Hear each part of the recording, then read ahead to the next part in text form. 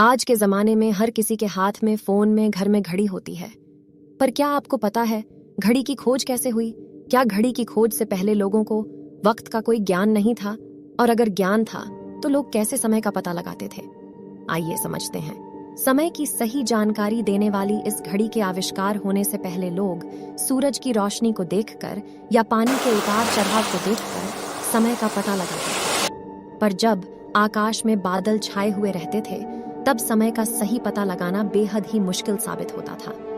ऐसे में लोगों ने जल घड़ी का आविष्कार किया और उसका श्रेय चीन के सुसंग नामक व्यक्ति को जाता है, जिन्होंने जल घड़ी बनाई थी। हालांकि लगभग 2,2500 साल पहले प्राचीन यूनान, ग्रीस में पानी से चलने वाली अलार्म घड़ियां हुआ करती थीं, जिनमें पानी के गिरते स्तर के साथ तय समय बाद अलार्म बज जाता था। इसके अलावा लोग टाइम का पता लगाने के लिए धूप घड़ी का इस्तेमाल भी करते थे।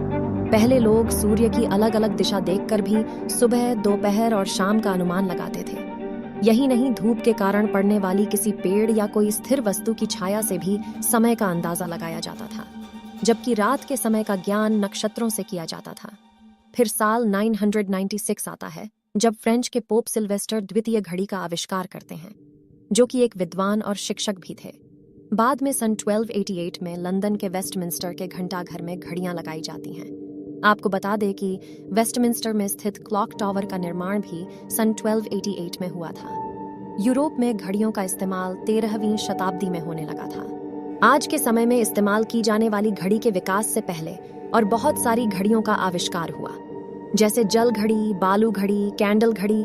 इनके अलावा और भी कई तरह की घड़ियों की खोज हुई। बात करें जल घड़ी की तो ये एक समय मापक था जिसमें समय मापन के लिए किसी लिक्विड के लगातार बहाव का सहारा लिया जाता था। विभिन्न सभ्यताओं में इनका उपयोग प्राचीन काल से ही हो रहा था। इसके बाद पानी की जगह रेत का इस्तेमाल कर घड़ी बनाई जाने लगी। कांच के मर्तबान में 2 हिस्से में रेत भरी जाती थी और उसके गिरने से समय नापा जाता था। इन्हें आवर ग्लास कहा जाता था। 15वीं शताब्दी में इन्हें मुख्य रूप से समुद्री जहाजों में प्रयोग किया जाता था। रेत घड़ी के बाद बात आती है कैंडल क्लॉक की।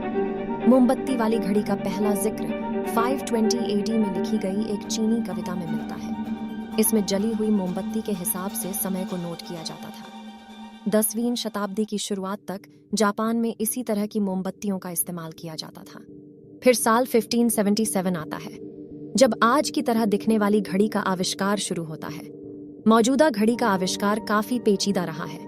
आज हम जिस तरह की घड़ी का इस्तेमाल करते हैं वैसी घड़ी का आविष्कार एक बार में नहीं हुआ है। जर्मनी के पीटर हेलेन ने एक जगह से दूसरी जगह पर ले जा सके ऐसी घड़ी को बनाया। उसके बाद साल 1577 में स्विट्जरलैंड के जॉस बर्गी ने अपने खगोल शास्त्री मित्र के लिए मिनट की सुई वाली घड़ी का आविष्कार किया। लेकिन आज हम जिस घड़ी को अपने हाथ के कलाई पर बांधते हैं, ठीक वैसी ही घड़ी फ्रांस के गणितज्ञ और दार्शनिक ब्लेज पास्कल ने बनाई थी। उन्होंने उस घड़ी को छोटी रस्सी की मदद से अपने हथेली पर बांध लिया ताकि काम करते समय वो उसे देख सके। आपको बता दें कि ये वही ब्लेज पास्कल हैं जिन्होंने कैलकुलेटर का आविष्कार भी किया था। इस प्रकार वर्तमान समय में इस्तेमाल की जाने वाली घड़ी का विकास कई चरणों में हुआ है। किसी ने पहले घंटे वाली सुई बनाई तो किसी ने मिनट वाली सुई और फिर सेकंड वाली। क्या आपको पता है दुनिया की सबसे बड़ी घड़ी कौन सी है? दुनिया की विशालतम घड़ी डेनमार्क में है।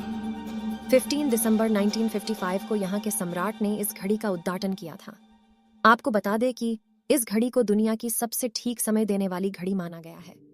इसके अलावा दुनिया की सबसे ऊंची घड़ी आज के समय में अबराज अल बैत है, जो कि अरब देश में स्थित है। इसकी धरती से ऊंचाई लगभग 494 मीटर है। तो आशा करते हैं कि आपको शायद घड़ी के इतिहास की सभी बातें समझ आई होंगी, और अगर हमसे कुछ छूट गया हो तो आप हमें कमेंट करके बता सकते हैं। अगर आपको वीडियो पसंद आई हो तो वीडियो को लाइक कर